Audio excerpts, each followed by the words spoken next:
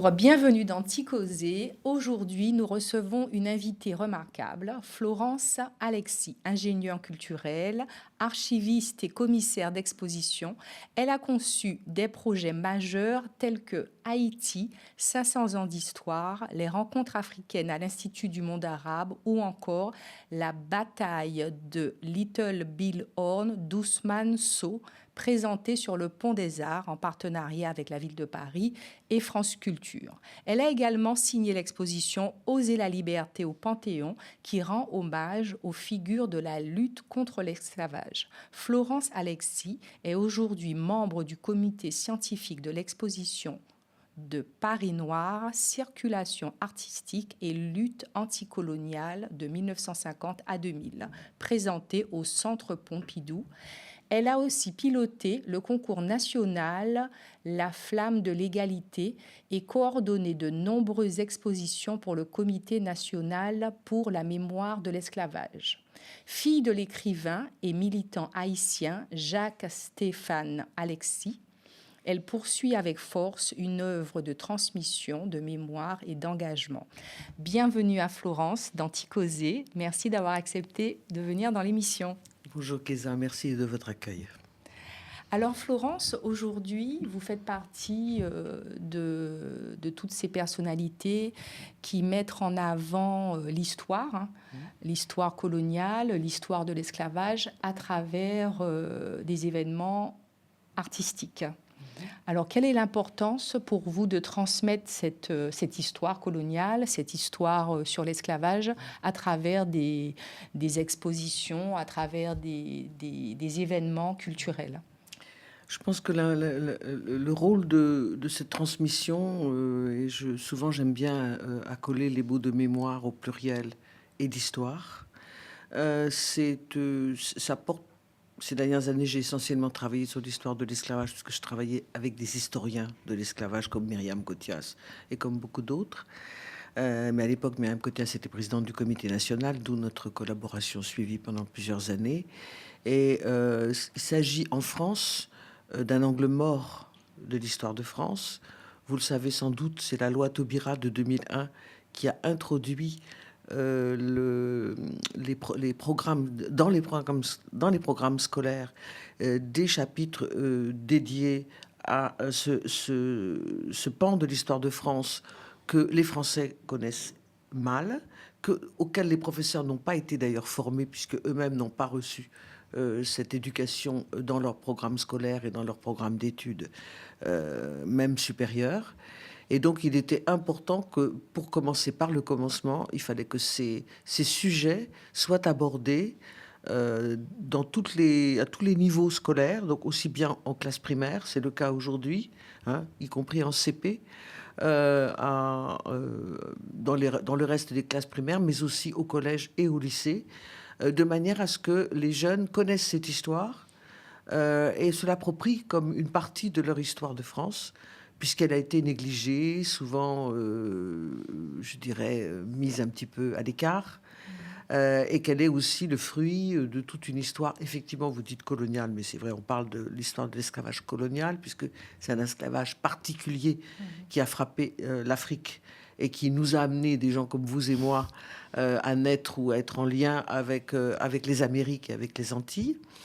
Donc, ça s'inscrit dans l'histoire générale de l'esclavage dans l'humanité, mais il y a évidemment un aspect extrêmement particulier dans la traite négrière, dont on rend compte cette histoire de l'esclavage colonial dont nous parlons. Et là, il s'agit simplement de veiller à ce que les jeunes connaissent cette histoire, la partagent, quelle que soit leur couleur de peau, puisque c'était une histoire qui nous est commune à tous. Tout à fait. Donc, en fait, pour vous, le fait de faire des expositions, de travailler de manière avec les artistes, parce que quand vous avez fait l'exposition au Panthéon Oser la liberté, que je ne me trompe pas, vous travaillez avec des jeunes artistes, vous reprenez aussi des objets d'art qui existent déjà. Quel était pour vous le point le plus important pour la mise en place de cette exposition qui s'appelait Oser la liberté?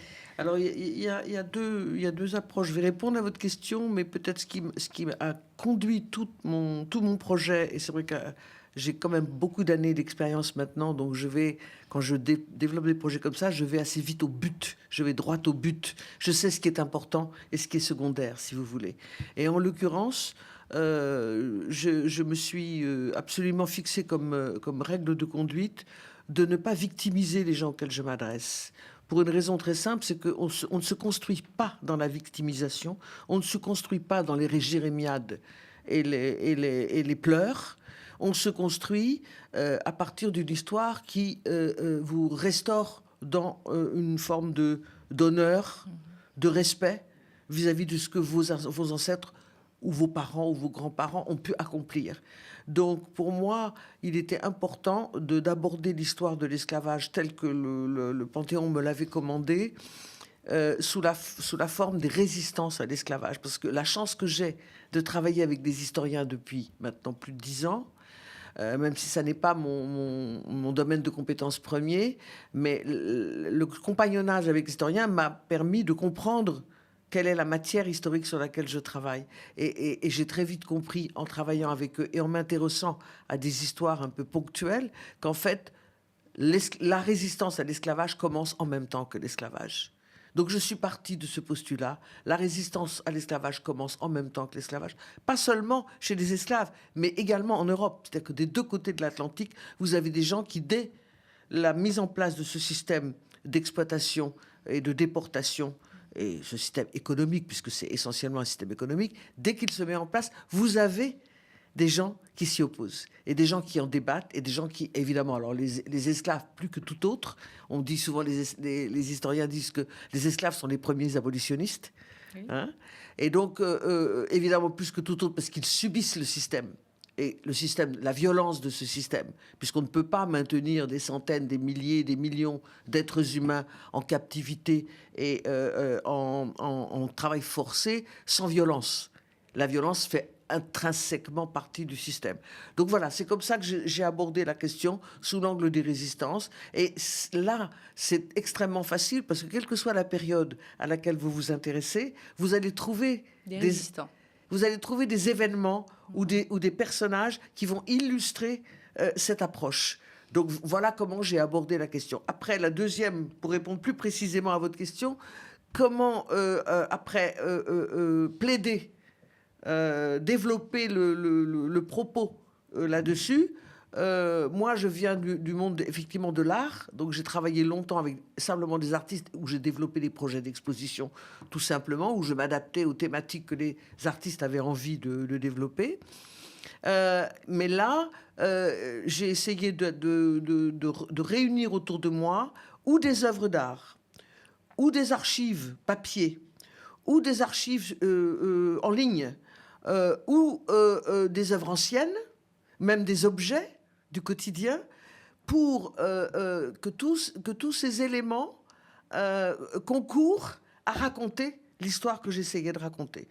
Et la dernière chose qui est importante, c'est que, et ça c'est les historiens aujourd'hui qui travaillent dans cette direction que j'approuve et que j'essaie de nourrir avec ma propre compétence, c'est qu'au lieu de raconter l'histoire de millions d'hommes ou de femmes ou d'enfants transportés massivement, anonymement, d'un point à un autre du globe terrestre, nous racontons l'histoire de personnes qui sont incarnées, qui sont parties d'un point précis, qui sont arrivées quelque part, et pour certains d'entre eux, dont on peut retracer une partie de l'histoire. Donc c'est comme ça qu'on a travaillé, voilà. Alors, mon autre question sur l'expo Oser la liberté, c'est que j'ai trouvé aussi, parce que bien sûr j'ai été la voir, cette expo, il y avait un angle économique très important. Vous avez détaillé pourquoi il n'était pas évident pour on va dire les parlementaires de cette époque d'arrêter l'esclavage, et que quand l'esclavage a été aboli, il a été rétabli parce qu'il y avait un point économique très important. Bien sûr. Mais l'esclavage est un projet économique en lui-même. Il vole le travail. D'abord, il capture des êtres humains, il les déporte dans des conditions absolument abominables, où d'ailleurs vous avez une partie des gens qui ont été capturés qui meurent avant même d'arriver sur le continent américain. Et à partir de là, on les met au travail et on vole leur force de travail. Et on va voler cette force de travail pendant près de 3 siècles.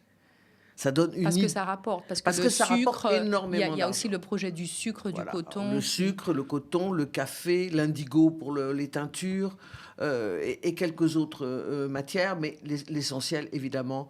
Et on sait qu'au 17e, 18e siècle, l'Europe va bâtir sa prospérité sur ce commerce et sur la plus-value, parce qu'évidemment, quand vous ne payez pas à la force de travail, vous gagnez beaucoup plus d'argent que si vous devez verser un salaire aux gens qui produisent. D'accord. Donc c'est comme ça que le système est dès le départ un système économique. Donc on est un peu dans une situation qu'on pourrait d'ailleurs même comparer à la situation à laquelle nous sommes aujourd'hui. C'est-à-dire que quand on a pris des habitudes de revenus, de bénéfices importants, il y a un moment donné où le système est tellement inhumain et les oppositions au système vont devenir de plus en plus puissantes, notamment au début de la Révolution française.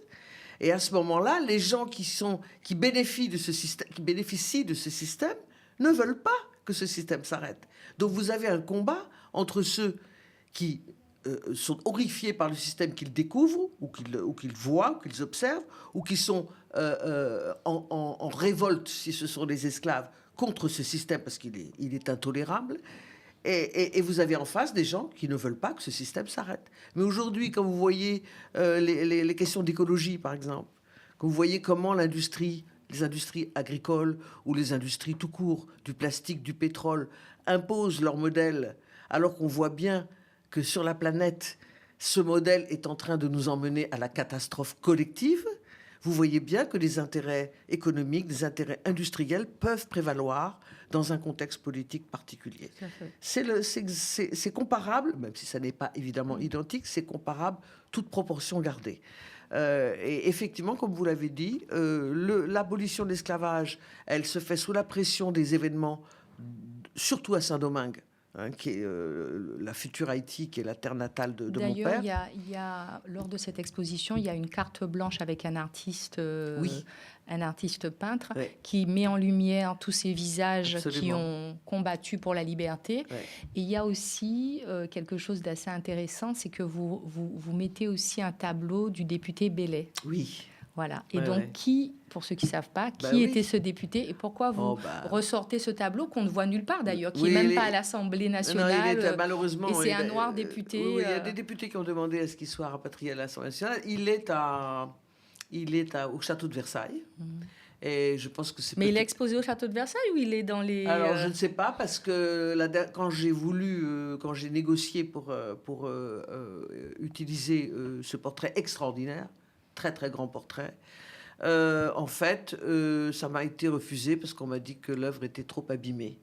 Donc j'imagine, et c'est peut-être l'occasion de le dire, j'imagine que il serait important que le Louvre reprenne le portrait de Jean-Baptiste Bellet, dont je vais raconter rapidement l'histoire. Oui, tout à fait. Le reprenne et le restaure, puisque le Louvre est évidemment expert en la matière de restauration. Ils l'ont fait pour un autre tableau dont nous avons exposé une réplique dans l'exposition, qui est le Serment des Ancêtres, et que vous avez vu aussi vers la fin de l'exposition, et qui là célèbre la manière dont Haïti s'est affranchi et comment les futurs Haïtiens se sont affranchis de l'esclavage pour construire la première République noire. Et c'était un tableau de Lethière pour lequel aussi il y a eu une exposition Absolument. dernièrement. Donc je pense qu'on est dans une phase quand même si on sait économiquement on est bridé de tous les côtés, mais on est quand même dans une phase où il y a quand même un début de reconnaissance. Lethière, donc, qui est un très grand peintre d'origine guadeloupéenne, qui est né d'une mère esclave, mais je pense que son apparence physique lui a probablement permis de ne pas trop en faire état, on va dire. Et il a fait une carrière tout à fait extraordinaire. Il a été même directeur de l'Académie de France à Rome, qu'on appelle aujourd'hui la Villa Médicis. Il a été lui-même prix de Rome, mais bon, il a été un peintre important. Et effectivement, le Louvre, il y a quelques mois, a présenté pour la première fois une exposition de Guillaume Lethière.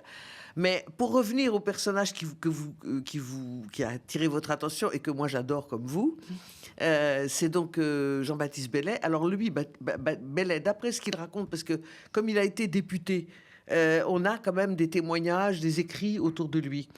Bellet serait né en Afrique. Il dit qu'il est né au Sénégal et qu'il a été déporté depuis l'île de Gorée vers les Amériques. Enfant, il dit qu'il a été déporté enfant. Et c'est vrai que dans les navires négriers, il y avait à peu près entre 15 et 20% d'enfants.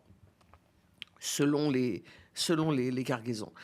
Et il a probablement été enrôlé dans l'armée et il a accompagné les troupes de Lafayette dans les combats pour l'indépendance des États-Unis. Et beaucoup d'esclaves s'enrôlaient quand ils étaient en âge et en la force de l'âge pour le faire, s'enrôlaient comme soldats parce qu'ils achetaient leur liberté comme ça. Donc vous avez beaucoup d'autres exemples qui sont intéressants. C'est le cas de Bellay. Donc Bellay, il est identifié dans la grande bataille de Savannah. Et il a d'ailleurs un portrait de lui. Moi, je suis allée à Savannah, j'ai visité la ville et mes amis m'ont emmené voir un hommage que la ville a rendu aux combattants noirs domingois, on disait à l'époque, mais ce sont des Haïtiens, qui étaient des soldats noirs et qui se sont engagés dans la guerre d'indépendance américaine, donc dans la grande bataille de Savannah. Après, il rentre, donc il a acheté sa liberté, il rentre à Saint-Domingue. À Saint-Domingue, il trouve une situation de plus en plus explosive puisque les esclaves veulent se révolter contre leur statut d'esclave. Et là, il va rentrer dans le combat et il va faire partie de ces gens qui vont imposer à la France une abolition unilatérale, puisque c'est comme ça que 1794, la première abolition a lieu. C'est Saint-Domingue qui l'impose à la France. Et la France, en situation révolutionnaire, le Parlement français finit par valider cette indépendance qui a été proclamée unilatéralement sur le territoire de Saint-Domingue par les commissaires que le Parlement avait envoyés. Donc dans ce contexte-là, il faut avoir des députés qu'on va envoyer en députation à Paris et qui vont représenter les nouveaux citoyens auxquels on vient de rendre la liberté. Et là, il y a 3 hommes qui vont partir à Paris et qui vont représenter Saint-Domingue. Vous avez Bellay et vous avez 2 autres. Vous avez un noir, un mulâtre. Le noir, c'est Bellay. Le mulâtre, j'ai oublié son nom, et un blanc. Et les 3 vont partir pour Paris, où ils vont recevoir l'hommage de la constituante. Et d'ailleurs très compliqué parce que les combats d'arrière-garde, comme aujourd'hui on en a plein, les combats d'arrière-garde, vous avez les députés des côtes françaises, donc Bordeaux, enfin tous des grands ports, qui sont un lobby colonial et qui, eux, n'ont aucun intérêt à ce que l'abolition de l'esclavage soit prononcée, vont les intercepter, les kidnapper à leur débarquement en France et vont finir par les libérer parce que tout le monde va se mêler de cette histoire, mais ils ont essayé d'empêcher leur arrivée physique à Paris. À l'Assemblée. À l'Assemblée, et c'est quand ils rentrent à l'Assemblée que l'Assemblée va prononcer l'abolition totale. C'est ce qu'on appelle, dans l'exposition que vous avez visitée, que j'ai eu le plaisir dans laquelle j'ai eu le plaisir de vous guider, ça s'appelle la liberté générale. Et à l'époque, tous les territoires sous contrôle français deviennent non seulement indépendants, mais les ressortissants, les gens qui y sont nés, deviennent des citoyens à part entière. Ce que peu de gens savent. Puisqu'après, on va revenir en arrière avec un rétablissement de l'esclavage par Bonaparte, qui, lui, va effectivement subir la pression du lobby colonial. Pendant la Révolution, le lobby colonial ne va pas réussir à prévaloir, mais sous Napoléon, il va réussir à revenir en force. Et c'est là que Bonaparte va rétablir l'esclavage, alors que Saint-Domingue a mené sa guerre d'indépendance jusqu'au bout, a battu les armées de Bonaparte à Saint-Domingue lors de la bataille de Vertières, et que Napoléon, enfin à l'époque c'est encore Bonaparte, parce que c'est le premier consul, ne va pas pouvoir rétablir l'esclavage à Saint-Domingue, puisque Saint-Domingue a proclamé son indépendance, mais va le rétablir là où la France est encore, comme la Guadeloupe, par exemple, puisque Delgrès, à la même époque, va résister, va essayer de résister, et va finir par se faire sauter au fort du Matouba, puisqu'il ne peut pas... Donc vous voyez, il y a aussi, dans notre souci, il y a aussi un souci de relier. Et est-ce qu'à travers l'art et à travers les expos que vous faites, c'est plus évident de raconter cette histoire au public? Quel public vient? Est-ce que ce sont que les intéressés, c'est-à-dire les ultramarins, ou alors est-ce que tout le monde vient et qu'à travers ces expositions, c'est plus facile de en fait, c'est la chance que j'ai, c'est que je viens dans ce débat avec des œuvres d'art. Donc ce sont des objets de plaisir que je propose au public. Donc le public, déjà, je lui propose une histoire où les gens résistent, les gens ne sont pas couchés, écrabouillés par l'histoire, ils sont debout, ils écrivent leur propre histoire. Et en plus, j'ai la chance de pouvoir le faire avec des beaux objets, parce que les œuvres dont vous parlez, qui ont retenu votre attention, les choses que moi, je manie, les objets que je manie quand je conçois une exposition, en fait, ce sont des belles choses, ce sont de beaux objets. Donc les gens viennent même plus qu'on ne pourrait l'imaginer, parce que comme il s'agit d'une histoire un peu cachée, un peu dérobée, un peu mise sous le boisseau, même les institutions avec lesquelles nous travaillons n'ont pas eux-mêmes été éduqués sur ces sujets-là. Donc l'art est un bon outil de transmission.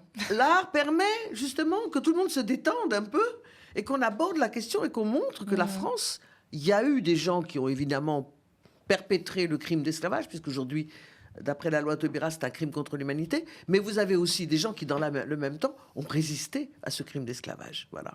Alors, parlez-nous de cette exposition, justement, sur le pont des Arts, qui était une exposition énorme. Il y a combien de temps que vous avez fait ça? Alors, on a fait ça. Maintenant, je vais parler comme presque une grand-mère. J'ai du mal à m'habituer à cette idée que je pourrais être une grand-mère, mais c'est vrai qu'il faut... je me vois pas, je me sens pas comme ça. Mais bon, 25 ans. Vous ne faites pas grand-mère. 25 ans. 25 ans, 25 déjà, ans, oui. 2000. C'est pour moi, c'est absolument hier. Bon, je travaillais à l'époque pour la fondation, Afrique en création, et je m'occupais de promouvoir la création contemporaine africaine à l'international. Donc, j'amenais des artistes africains de toutes les régions du monde, anglophones, francophones, lusophones, dans des grandes manifestations comme les grandes biennales, Biennale de São Paulo, Biennale de La Havane, Biennale de Venise, Documenta. Et je permettais à la création africaine contemporaine d'être présente sur la scène artistique internationale. Dans ce cadre-là, j'ai rencontré ce grand artiste sénégalais qui s'appelle Ousmane Sow, qui était un grand sculpteur, qui malheureusement n'est plus avec nous aujourd'hui, mais qui à l'époque avait bon pied, bon oeil, qui était un ancien kinésithérapeute, qui avait donc une connaissance du corps humain et de la morphologie, ou humaine ou animale, extraordinaire, et qui avait développé un projet encore d'histoire et de mémoire. Vous voyez, quelque part, ces projets viennent à moi, puisqu'il a voulu rendre hommage. C'est un Africain qui rend hommage aux Amérindiens.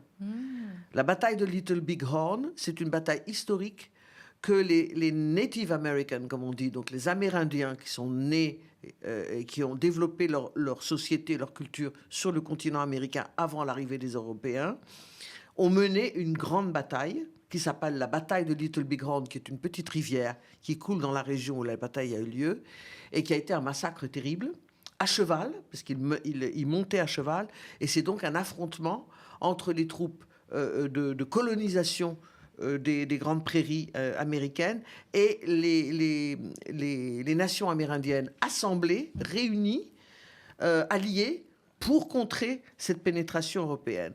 Et donc, Ousmane Sow a souhaité rendre hommage aux grands chefs indiens qui ont mené la bataille de Little Big Horn. Et on a conçu ce projet sur le Pont des Arts. À l'époque, il faut quand même dire qu'aucun musée ne voulait accueillir cette exposition. Les artistes africains n'avaient pas encore, je dirais, droit de citer. Sauf quand on a été pillé. Alors on a monté cette exposition avec les deux mairies qui sont de part et d'autre de la rivière du Pont des Arts, qui est une passerelle qui va de l'Institut de l'Académie française, si vous voulez, jusqu'au Louvre. Donc c'est deux arrondissements différents, avec la ville de Paris. Et on a installé cette série de sculptures avec les chevaux, avec les soldats, les combattants. Enfin, c'est magnifique, c'est une espèce de fresque, voilà. Et nous avons reçu en quelques mois, je crois que l'exposition a eu lieu 3 ou 4 mois, nous avons reçu plus de 3 millions de visiteurs. Wow. Donc c'était un succès absolument énorme. Il a même fallu mettre des gardiens à chaque bout parce que il fallait épargner le pont. Il fallait que le pont puisse résister. C'est quand même une petite passerelle où ne passent pas des voitures. Donc ça a été un succès énorme. Mais je peux dire aussi que Oser la liberté a également été un énorme succès, puisque d'après l'administration du Panthéon, avec laquelle j'ai beaucoup collaboré, les chiffres des visites que nous avons eues l'année dernière, donc entre novembre 2023 et mars 2024, ont explosé tous les records de visites. Et de nouveau, c'est ce que j'allais dire, quand pour parler de succès aussi, actuellement, il y a l'exposition Paris Noir qui va jusqu'à fin juin. Oui. Jusqu'à fin juin au centre Georges Pompidou, où vous êtes d'ailleurs au comité scientifique de l'exposition. Et c'était une exposition extrêmement dense. Alors, il y a de tout. Donc, alors, on est très content parce que cette fois-ci, il y a des artistes caribéens, Guadeloupe, Martinique, Haïti, voilà, Cuba, Guyane. Donc ça, on est assez fiers. Et donc, quel intérêt d'avoir créé cette exposition maintenant, et surtout l'impact sur le public, parce que apparemment c'est un vrai succès, c'est 5000 visiteurs par jour. Moi j'ai été plusieurs fois, c'est toujours plein. C'est une folie. Donc ça c'est vraiment quelque chose que les institutions doivent entendre aujourd'hui, c'est que ces sujets ne sont pas des sujets mineurs, que le public est extrêmement intéressé. Et vous et moi, nous sommes allés dans l'exposition plusieurs fois, et vous voyez qu'il y a une diversité dans le public qui est extraordinaire. Il y a de tout, il y a des jeunes, il y a des vieux, il y a des gens de toutes les couleurs de peau, il y a de toutes les nationalités, parce qu'on est aussi dans des périodes où il y a pas mal de tourisme en France. Beaucoup d'Américains qui sont venus, parce que c'est vrai que dans l'exposition, il y a une composante des États-Unis. L'idée de l'exposition, si vous voulez, c'est presque quelque part une cousine un peu de ce que je racontais sur l'histoire de l'esclavage. Vous avez tout un pan de la création du XXe siècle, qui, parce qu'elle a été produite par des gens qui étaient en situation d'infériorité, de racisme, d'exclusion sociale, n'ont pas été reconnus à leur juste valeur. Et l'exposition Paris Noir rend compte donc d'une production artistique qui s'est développée entre 1950, donc l'après-guerre, et 2000, et qui a permis et qui illustre des artistes extraordinaires, parce que vous avez de très grands artistes parmi eux. C'est pas parce qu'on n'a pas parlé d'eux qu'ils sont médiocres ou négligeables. C'est uniquement parce qu'il y a d'autres facteurs qui ont fait d'eux des personnes, des créateurs isolés ou à l'écart, ou marginalisés dans le monde de l'art. Et donc, non seulement vous avez ce travail de rétablissement, de restitution de quelque chose qui est mal connu. Encore une fois, les gens qui ont étudié l'art au début du XXe siècle n'ont jamais reçu de formation sur ces sujets-là. On peut comprendre qu'ils ne les aient pas traités. Mais en plus, Paris se trouve, dans les années 50, est un carrefour artistique extraordinaire, puisque les Noirs américains fuient, eux, la ségrégation avant et pendant et même un peu après le mouvement des droits civiques, donc dès les années 50 et même dès les années 40. Vous avez les Africains qui, eux, viennent étudier et aussi sont dans une espèce rentrent dans un débat qui va être le débat anticolonial, puisqu'on sait qu'au début des années 60, la plupart des États africains, en tout cas de l'Empire français, vont rentrer, vont obtenir leur indépendance. Et vous avez les Caribéens qui, eux aussi, font partie de ce débat, sont dans les grandes arènes de discussion, les grands pôles de rencontre comme la librairie Présence africaine, le congrès des écrivains artistes noirs en 1956. Vous avez donc les trois composantes qui se retrouvent à Paris, qui vont échanger, qui vont eux-mêmes participer à des mouvements artistiques qui existent déjà à Paris et qui vont être en dialogue avec toute la scène artistique parisienne. C'est ça Paris Noir, c'est ça que le Centre Pompidou a souhaité présenter au public, et on voit qu'ils ont eu raison parce que je crois qu'il y a 15 jours, ils ont eu plus de 8000 visiteurs dans une journée. En tout cas, merci Florence d'avoir accepté ce petit causé et puis de nous avoir informés sur l'intérêt de la transmission à partir de l'art, à partir d'objets d'art, à partir d'histoires de combattants. Merci de votre accueil.